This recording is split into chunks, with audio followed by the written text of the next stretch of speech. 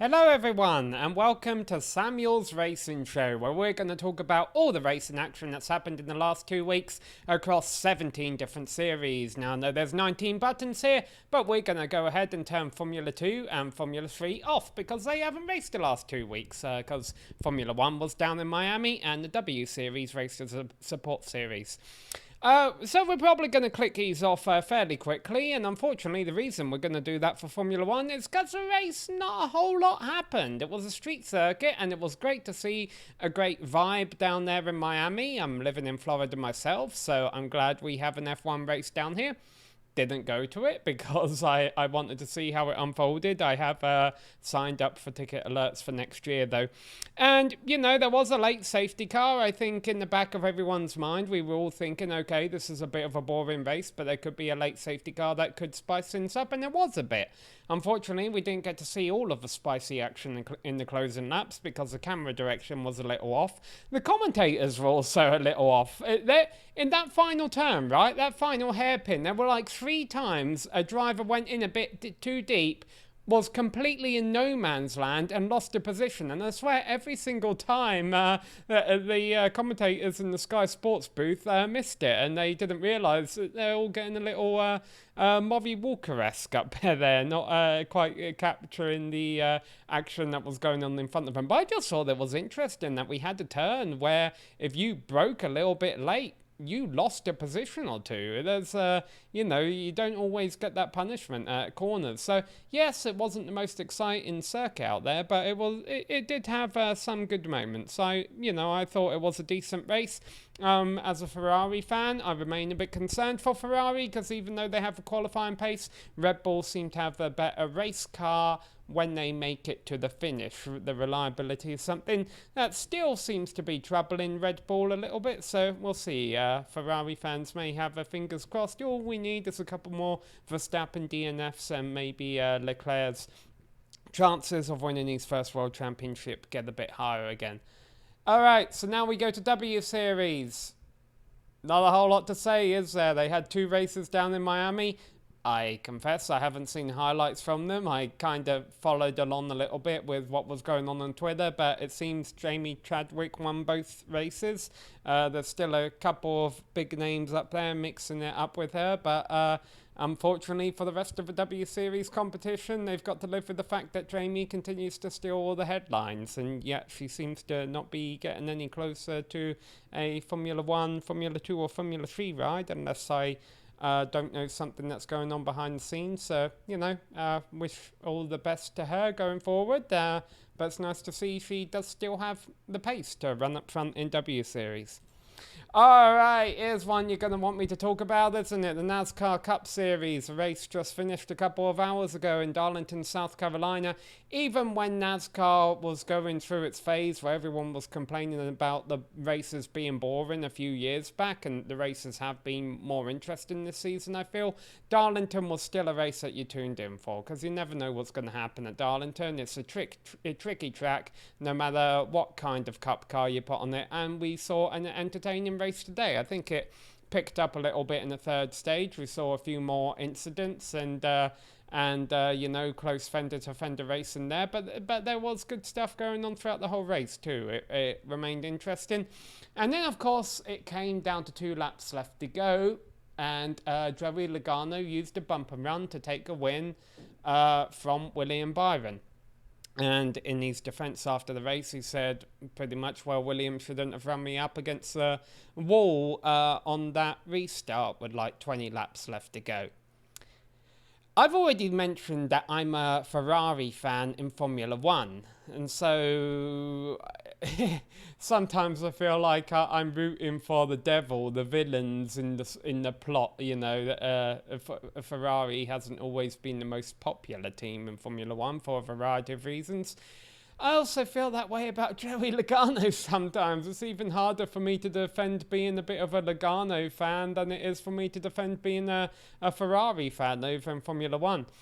Granted, one of the reasons I like him is because I think he has one of the brightest and one of the only good-looking cars on the Cup grid, the yellow and red one, and also he just seems to have a bit of a happy personality, and I kind of like that, you know.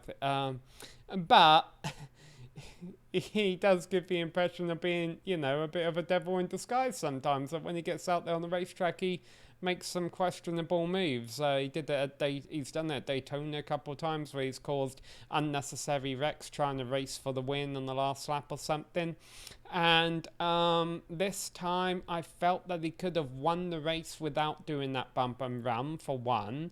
And two, I don't think William did anything wrong on that restart. I'm not the biggest William Byron fan either, and I like Logano. I was kind of pulling for him in those closing laps, but I would have liked to have seen him do it clean. He's already got a bit of a reputation as not being the popular driver, so why does he want to kind of build on that? I get that he's determined for a win because he hasn't had one this season, but yeah, no, that one rubbed me the wrong way a bit. Xfinity, they were racing, the last 2 weeks they've been racing at Dover and at Darlington, and I didn't really talk about what happened at Cup Series at Dover, did I? Yeah, Chase Elliott won, and now all of the Hendrick cars have won, so good for Hendrick. Xfinity Series, Dover and, talking about teams that are performing well, Dover and Darlington, JRM, Junior Motorsports, Josh Berry winning at Dover, Justin Allgaier winning at Darlington, both deserved wins, and nice to see that team having a little bit of momentum. Not really a whole lot to say about that, other than, interesting to see where it goes, because there are a few good championship contenders in that series. Alright, so let's jump over to the NASCAR Truck Series, and then we'll get to talk about some open-wheeled action after that. Oh, John Hunter Nemechek winning Darlington there. Alright, I've never been a John Hunter Nemechek fan ever since his incident on the final turn at Canadian Tire Motorsports Park with Cole Custer a few years back. If you haven't seen it, you should go on YouTube and watch it. But the brief recap is that he gave him a bump and run heading into the final turn at a road course. Fair game. It was a well-executed bump and run. And then he kind of turned on Custer, run them both off into the grass, and almost basically crossed the finish line with both of the trucks in the grass and won the race that way. And that one's rubbed me the wrong way about John Hunter Nemechek ever since, because it was kind of dangerous. There were a couple, there were marshals, there was a flag man. It was like a narrow strip of grass on the side of a track, and he's intentionally causing a wreck going by all those people. That was completely unnecessary, because it looked like, again, the same with Logano at Darlington, it looked like he probably had the race won anyway. But that being said, John Hunter Nemechek deserved this win at Darlington in the Truck Series. He's had a very fast truck throughout the season and hasn't won a race yet until the other day. And also, he does seem to have matured a little bit. That being said, I'm still a little bit bitter about the fact that Carson Hocevar, finished second again. 2 second places. I'm getting on board the bandwagon there with Hocevar, who kind of looks a little bit like Logano, doesn't he? Maybe that's just me. I kind of see it. Alright, let's talk about IndyCar. No IndyCar race this week, but there was one week ago, and it had a pretty cool moment there where Pato O'Ward ended the Team Penske winning streak by making an outside pass on cold tyres, which have always been quite cold in IndyCar. On the outside, down there into Turn 5, Charlotte's Web. Was it Rinus VeeKay? Yeah, Rinus VeeKay, he did it on. And it was just an incredible pass and a well-earned victory. So that seems to be a pattern here, doesn't it? Verstappen deserved a Formula 1 win. Jamie Chadwick continues to be a top performer in W Series. Okay, maybe not necessarily Logano in the Cup Series, but Justin Allgaier winning Darlington, John Hunter Nemechek winning Darlington in the trucks. We've just had a lot of well-earned victories here, but some of them with a little bit of controversy. MotoGP, again, didn't race this week, but did race the week before, and what do they call him? He's got like his last name is Bagnaia, but they gave him a nickname, doesn't he? Like, his actual first name is Francisco, but everyone calls him Pecco? I'm completely off. I apologise. I'm pretty sure Bagnaya's not watching this video, but I still like to get them right. But anyway, he won the race, which was kind of, cool, good for him. I have a soft spot for him because he races a number 63, which was my number. And I know I need to justify that by saying, yeah, I root for George Russell in Formula 1 too because he races a number 63, but no, that's not really the case. The whole Bottas incident thing at Imola, I wasn't a fan of last year. Even though he owned up to it, good for him to owning up on it. Anyway, we were talking about MotoGP. So Bagnaia, Ducati finally getting a win, and Fabio Quartararo, though, getting second. Still looking like, I think, in the long run, going to be the championship favourite, the guy to beat. Talking about deserved victories, Eli Tomac won the championship, a 450 Supercross championship. Again, disclaimer here while I'm talking about Supercross and also later on Monster Jam, that I am an employee of Failed Entertainment. That being said, I don't think I'm being biased or anything, saying that was a great, well-earned championship by Tomac. Nice win by Jason Anderson also in the 450s.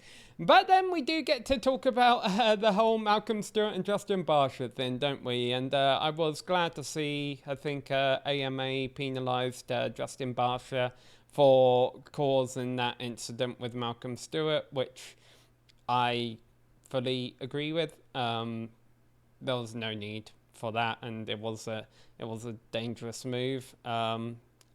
When I first started following Supercross back in about 2014, I think it was, it always threw me off how aggressive everyone was.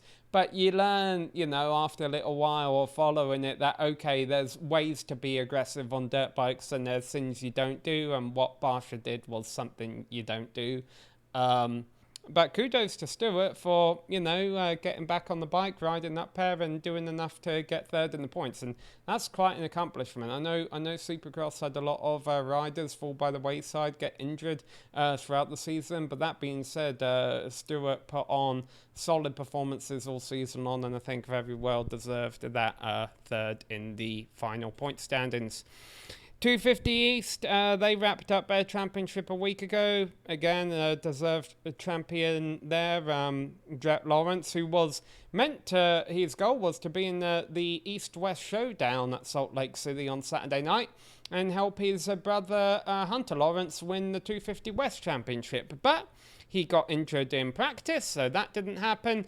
And honestly, I'm not sure there's a whole lot he could have done to have helped Hunter Lawrence in the 250 West. It wasn't the best race for Christian Craig anyway. He ended up finishing 8th by just riding the conservative race because he knew all he needed to do was finish 14th. And I think Hunter had to win, didn't he? And he didn't do that. Hunter Lawrence... it was Nate Thrasher who actually won the East-West Showdown, and good for him. It's always nice to see these new names getting up there and getting victories in the 250 class because, that's what it's all about. This is the Xfinity Series or the Formula 2 Series. These are the people trying to work their way up to the big leagues. Anytime you get a new winner or someone... I think he has won races before, but someone who's not always in the headlines getting the victory, it's good to see them working their way up. Alright, disclaimer again, I haven't really watched any sports car races this year, but I did see clips from the FIA WEC race. They did their 6 hours of Spa over the weekend, and it was nice to see the reprofiled Eau Rouge corner in use. Again, I didn't watch it, so I didn't get all the ins and outs of exactly how much of it was different, but you can definitely tell it looks different, it looks reprofiled, and hopefully when Formula 1 gets there, they'll get out there without too much drama, because of course the reason it's been reprofiled is because we've had some nasty incidents there over the past few years, including of course a fatal Formula 2 incident a few years back for Antoine Hubert. Yeah, no, it was just good. Seeing that new turn in use, and hopefully, when Formula 1 get there in a few months too, they put on a good and safe show. IMSA, they have a race coming up this week, don't they? Yeah, I think they're racing at Mid-Ohio, and that's like a 3-hour race that's on the USA Network. So, yay, an IMSA race that I'll get to watch. I don't always get the networks for all of these sports car series. But the nice thing about IMSA, they were racing at Laguna Seca 2 weeks ago, and the one note I've put down here on my sheet is turn 6 feels... okay. There's a meme I saw once. I don't know how popular it is. I do iRacing. I am literally on my sim racing rig right now. This is a racing seat. I've got my steering wheel down here. You can't really see it because it's hard mounted. I got my pedals down there, but I'm not going to lift them up. But anyway, what were we talking about? Laguna Seca. It's one of the 3 tracks you get on iRacing. And one of the first things you learn on iRacing is... there's a famous turn at Laguna Seca called the corkscrew, where you go over the crest of a hill and it's like left and right and down and you can't see any of the turns. You learn how to do the corkscrew pretty quickly on video games such as iRacing.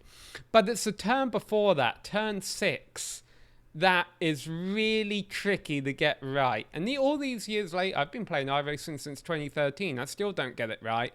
There's a meme on the internet that's something like, the corkscrew doesn't scare me, but turn 6 totally does. And it's like an image you can obviously tell us from iRacing. And I just made a note here on my sheets, on my sheet, that it was good to see so many actual real drivers this year were struggling with turn 6 at Laguna Seca in the IMSA race. And it's like, oh, okay. This is something that really happens. So I don't know. That's I guess I should take more notes on the actual racing, but that was the thing that stood out to me there. Formula E. Oh yeah, they had the Monaco race, didn't they? We said we were looking forward to that, and it was Stoffel Van Dorn in the Mercedes car that ended up taking the victory there. And kudos to him, because he almost won the season opener Diriyah race 1. But missed the attack zone when he went to take the attack zone, and basically that cost him the lead to his and ultimately the win to his Mercedes teammates. So good for Van Dorn to finally get the win, although I think he really only got it because one of the Porsches was leading, wasn't it? Was it Pascal Wehrlein? That sounds right. Maybe.